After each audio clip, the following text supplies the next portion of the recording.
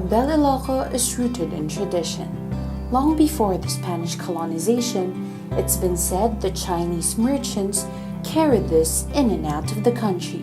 Among golden spices, the Spaniards brought home a lot of Abel Iloco for its quality and durability.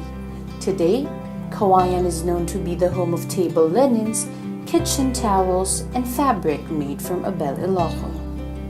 Weaving Abel Iloco included a very long process that involved manufacturing yarn out of the cotton flowers that communities collected from the fields.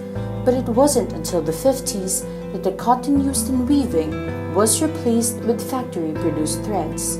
This change made it easier for weavers to make more products in lesser time. Over time, the number of weavers have declined, brought about by tourism and technology-driven industries.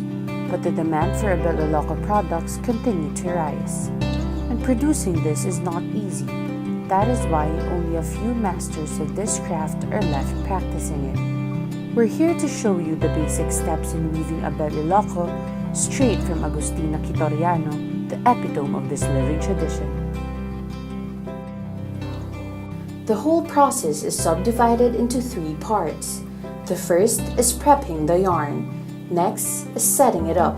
And the last one is the fun part, weaving.